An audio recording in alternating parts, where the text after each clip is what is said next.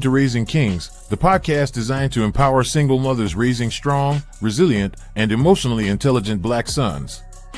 I'm your host, Jennifer Tolliver, author, counselor, and most importantly, a single mom walking this journey for over 9 years. I know the struggles, the doubts, the fears. But I also know this: we aren't just raising boys, we're raising kings. And with the right mindset, support, and strategies, we can break generational cycles and build unshakable bonds. So if you're ready to parent with confidence and build a legacy that lasts, you're in the right place. Let's get to work. Today we have a very special guest. Her name is Sonya Achara. Am I pronouncing that correctly? Sonya Achara. Great. She is a Marine veteran and a certified life coach. So that's our guest today, and I'm so excited. So, Sonya, welcome to the Raising Kings podcast. You've worn many hats: Marine veteran, life coach, mentor, and most importantly, a mother. So, tell us a little about your journey and how you got to where you are today. I know it's a long journey and in depth, but just a quick intro. I was in the Marine Corps for 14 years. And it was definitely, I definitely had a lot of ups and downs in the Marine Corps. I had some low lows and some high highs, but every time, I had to get myself to those high levels, because everything is basically like I had to see things a different way and see things as a learning experience. I became more motivational over time in the Marine Corps because there's just a lot of Marines that get down and depressed. And so I kind of started making it my mission to just bring light everywhere that I went. It was tough, but Yeah, and you were there for 14 years, right? Well, I know like the Marines are known for discipline and structure, more so than the normal person would experience. What do you think are some of the biggest lessons you took from that type of structured environment? so I definitely feel like it helped to push me further than I thought I could go. And that's like in a lot of facets, like physically, mentally. I learned leadership is a big thing that I feel like I actually learned through being a Marine. Mm-hmm. Discipline for sure. I had actually started doing bodybuilding competitions while I was in the Marine Corps. Wow, I And saw some stuff on your Facebook or your Instagram. so I definitely feel like the discipline from the Marine Corps even helped me in that. I can imagine. So, was it a big transition from going from military life to being a mom or that whole mother lifestyle, so to speak? It definitely was a big transition. I was actually in the Marine Corps when I first got pregnant and Mhm. had him. And honestly, I had a bad experience at the command I was at. I had already been in the Marine Corps for like 12 years or so, Mhm. and they basically found a reason to take me out of a position that I had made my way up to be like the chief of this fitness Mhm. um, thing that I was teaching, and they found a way to take me out of the position. And I knew it was going to happen, but it Like was you think basically about it. I feel like I went through this whole thing of like detaching myself from the Marine Corps and their expectations of me. And I had to focus on my son because I was like, me having a son now, it was like, I definitely completely changed my whole outlook on things. Like I Yeah. used to be career driven. And then when I had him, I basically was like, I don't want to have to compete with the Marine Corps and being a good Marine or being a good mother. Like if you become a mom, you have to make a choice in a sense because you can't please the Marines and also be the best mom you can be. That's how I really felt. Like seeing all of my friends that had kids early on in the Marine Corps, Mhm. I felt like they were pressured to because they basically the Marines will talk mess about a woman if she has to leave early or she has to go come in later Oh, because of their child or taking care of your child. that's insane. And so it really was like That was the biggest reason why I got out. So, like you said, you left both a really toxic relationship and the Marine at the same time. What's the biggest thing that led to that decision? What was that kind of moment of clarity? Was it, well, I know you said leaving the Marines, it was because you had to raise your son the way you naturally knew you had to, but, Mhm. add in a whole toxic relationship. How did you even, because I know coming from one myself, it's difficult to get your mind even in, or your spirituality even in the position where you can build yourself up enough to leave, and then with the Marines, leaving them on top of that, like what was that moment of clarity like? Yeah, it was really hard because I honestly, when I was going through my toxic relationship with the Marine Corps, Yeah. I didn't even realize I was in a toxic relationship until it was like that last 6 months that I was like, it was actually the last 6 months of the Marine Corps and the last 6 months of being in the relationship. Wow. And so many things just started happening, and I started to realize like he wasn't the person who he said he was. And so when you talk about spirituality, I had actually been searching for that spirituality for so long, and I realized like he didn't believe in anything. So Right.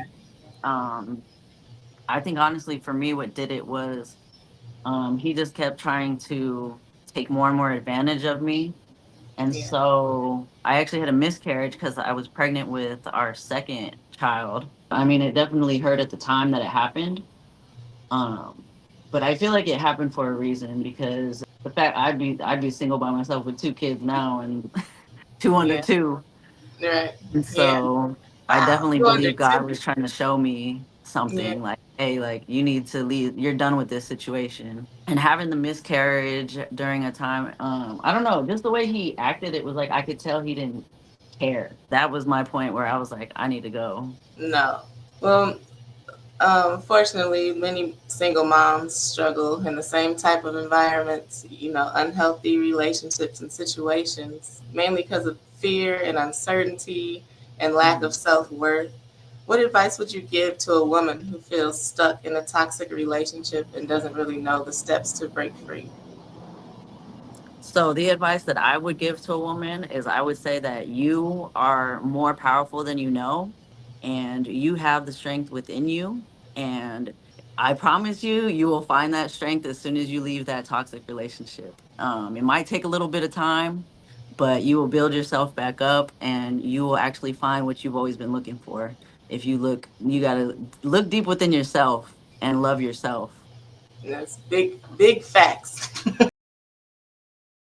That was one of the hardest things I ever had to do, was leaving that relationship with three kids, and one had just turned two, so it was difficult and it took a lot and it hurt like hell afterwards. It was so hard because you're kind of addicted to the toxicity. And Yeah.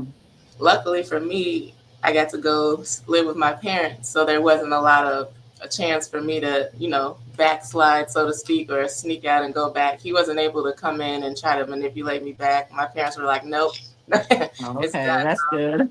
Yeah, but that's part of the hard part after you leave. It's like staying gone. It's hard when you're like so emotionally and mentally abused like that. Actually, I've read a lot about that type of stuff. It's called a trauma bond. So, how would you suggest single moms just start their healing journey while still juggling responsibilities of motherhood? Because I know you did it while being a Marine, and in a toxic relationship. So I feel like for me, I like to go out and go for walks in nature, and I feel like Yeah, it's really like healing. yeah, And so I used to take my baby in the stroller and just go for walks. I think the more I was going outside and getting back my fitness level and reading books and getting my mental health back, I started even doing like breath work and meditation. yeah. And I feel like that even brought me to another level of like wholeness. Because I get that sometimes from, like, I read about grounding in the environment. So it's like if I have a real stressful day, I go outside barefoot and put my hands in the grass. I don't care what the neighbors think because it actually works. Like sometimes you have to go to extremes to get what you need because no one else knows what's gonna work for you, but you.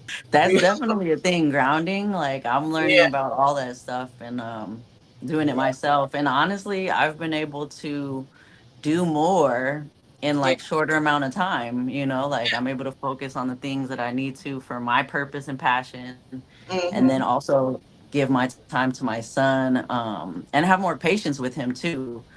Like I Yeah, don't get that. frustrated as much as I used to. Yeah, yeah, and that's hard too, being a single mom, because you trying to control your own emotions. All right, so as a single mom of a young son, how do you make sure you're raising him in a healthy, emotionally stable environment despite what you've been through?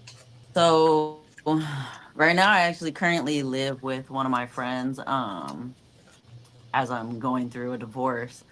Hmm. But I feel like bringing him to a new environment where I have like good friends and family around, I feel like it's been really good for him because Hmm. he's been happier.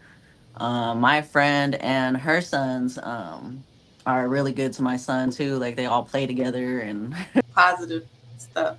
I'm still in a transition period, and I feel like he's been happier since I've been out here because I moved across country. I moved from Virginia to California.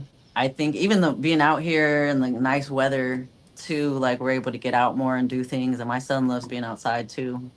Yeah, yeah, that's good. We're in Chicago, so it's cold. We got a decent day today, but it's always cold. So, well, that's very good. You've been proactive in making sure your son is good. Like, you're in the transition and you're still going. That's really dope and awesome. Mhm.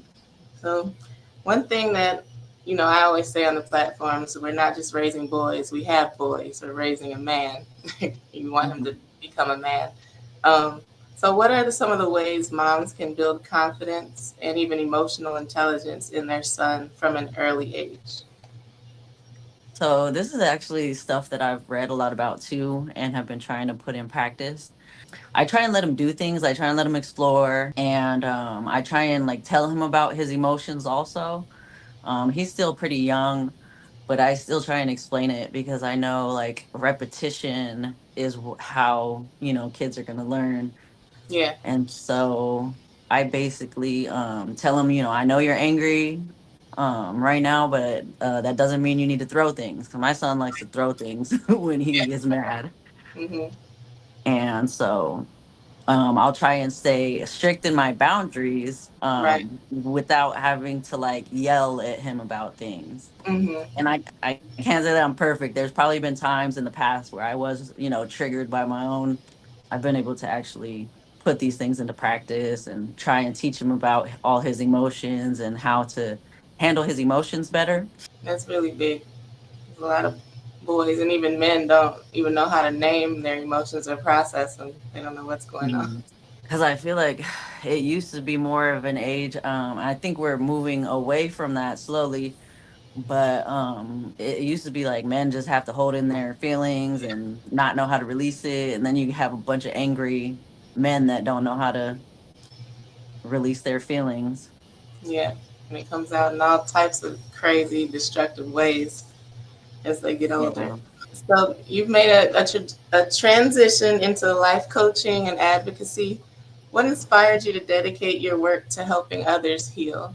So really it was because I've been through so much in my life. And I feel like I've always felt, even when I was in the Marine Corps, I've always felt the most fulfilled when I was helping others, and I was helping others with their mindset and just having a more positive mindset, and Hmm. just the way people would thank me, it just would feel good, inside. And Yeah, so I know that it's something that like we're meant to do here on this earth, is to help each other and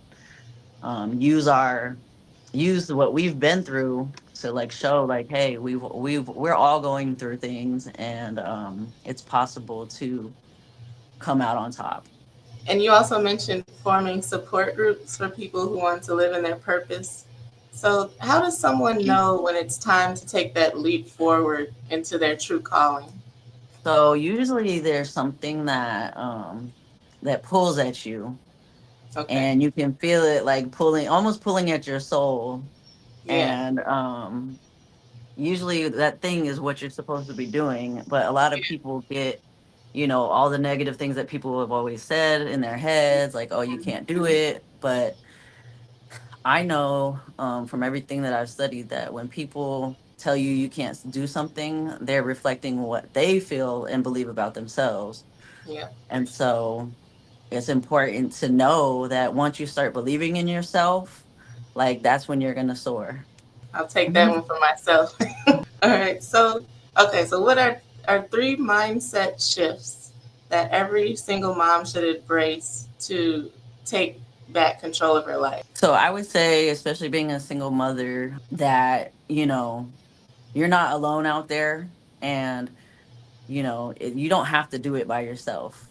Instead of being in the mindset where, oh, I can do it all by myself, like, be more in the mindset of asking for people, asking help from people that are like good hearted, and, aren't going to throw it in your face later. And it's also believing that you are capable of more than you know. And it's just about, like, believing that you are, doing the things every day. I feel like you have to have your spiritual, your physical, and your mental, those three things, like, intact. And if Yeah. you're working on those three things, like, I feel like you can become a more positive and even calm, like, role model. That's so dope. And okay, something else that a lot of moms struggle with is like you already mentioned the self doubt, but that and then feeling like we've lost ourselves in the process of motherhood. And I don't know if I wasn't in any military, but I don't know if the Marines make you feel like you've lost yourself as a woman in such what's perceived to be a masculine setting, promoted setting. Do you feel like you lose yourself in motherhood and in that? And if you did, like, how do you get that back? Yeah, I do feel like, honestly, I feel like the Marine Corps was like an identity of mine for a while, because it is a more masculine setting, and I had to constantly be proving myself in that setting. But becoming a mother definitely, like, changed my whole outlook on all that, to where it was like, why do I care so much about what they think of me and Right. of this? Once I put my mind to something, Mm-hmm. I can go after it and get it. And so a lot of people kind of get brainwashed into staying in the Marine Corps until till you can retire, because they're like, oh, well, there's nothing else out there. But I was just like, no, like, I refused to believe. I was like, no, I just told myself, because a lot of it is what you tell yourself. Yeah.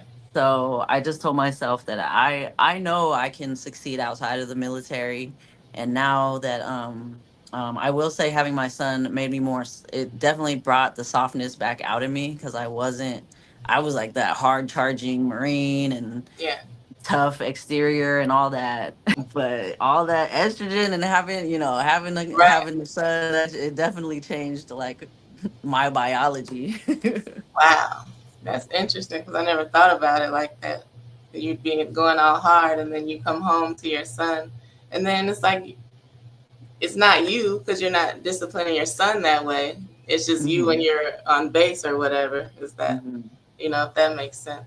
So, with that being said, like military and Marines is seen as a kind of a, I wouldn't say fallback career path, but a lot of single moms, they say, well, I can just send my son to the Marines.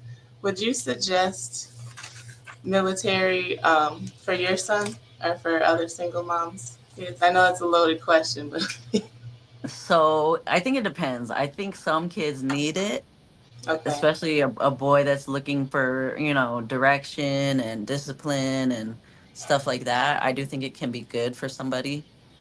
I think for me, my goal, since I was in for so long, my goal is to raise him to believe so much in himself that he doesn't need that. And I think about it for my son, because he's had issues in the past coming from the situation we were in, and everybody's like, "Well, send him to the Marines. He needs the discipline."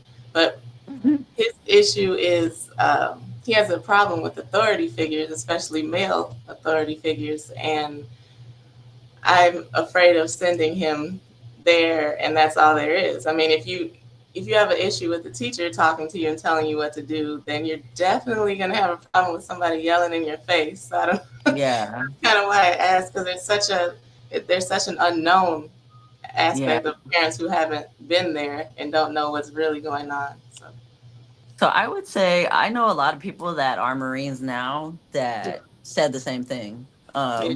when they joined. Like they were like, I don't like authority.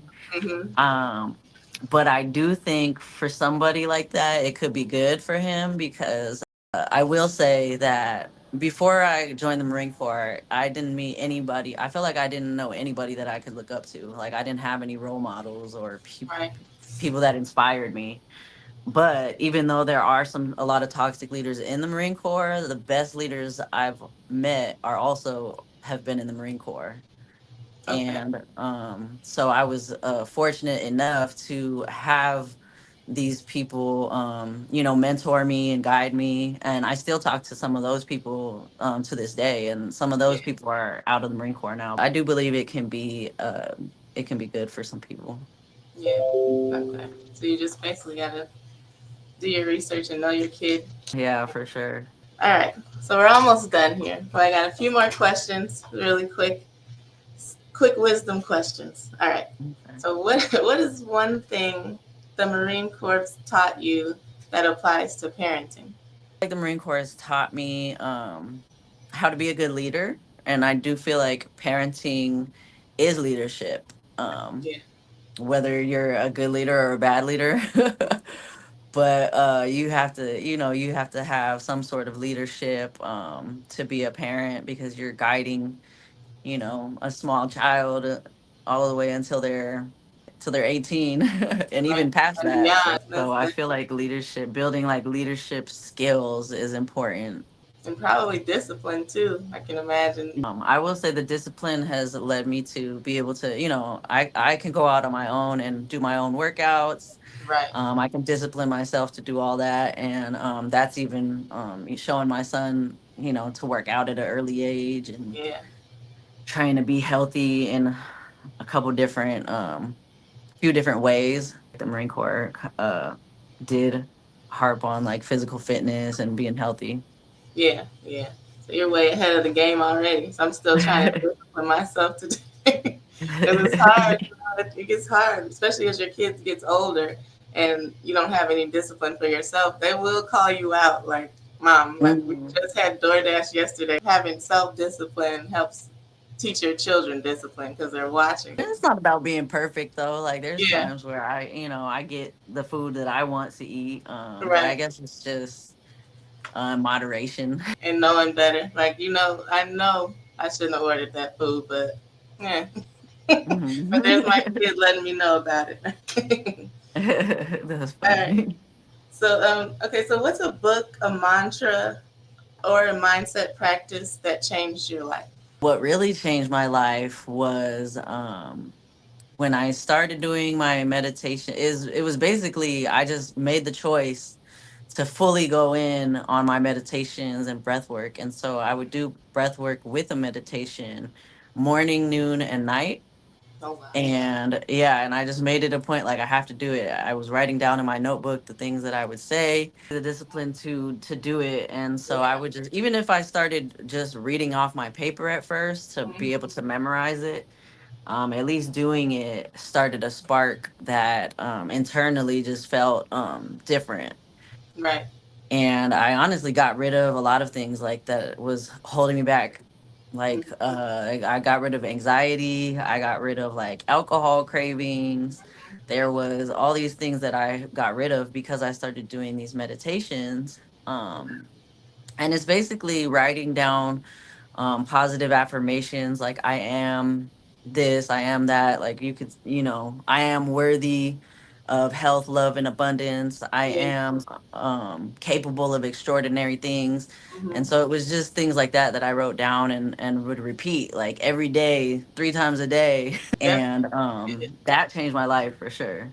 Yeah. Because I read about that too, and that those affirmations you can actually change your DNA structure by reading them at like what does it say? It's like a deep thing, but you can actually change your DNA structure. And mine was always, I'm powerful, because I always felt less than powerful, and everyone has always told me that. So saying I am powerful all day long, or whenever I think Mhm. about it, and during my meditation, it actually helped me to come out of my shell. I can be on screen now, I like love freaking out. that. Oh, Yeah, that's one of the things. Yeah, I would say I'm powerful, and then it turned into I'm powerful beyond measure. The more I would say it, oh, so good one. See, now I gotta add that in.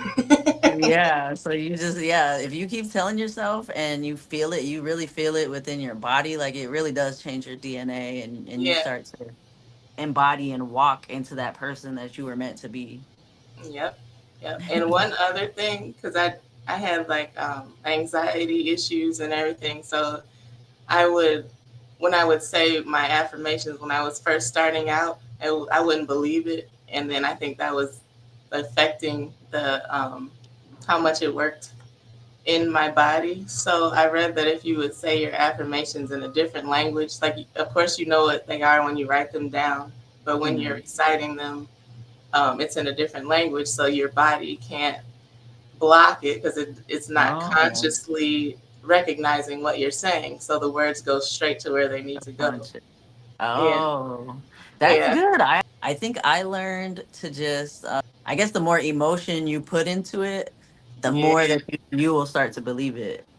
Right. And That's good too because that's power and energy. mhm, I'm about to be yeah, outside like I'm powerful beyond I'm measure. telling you.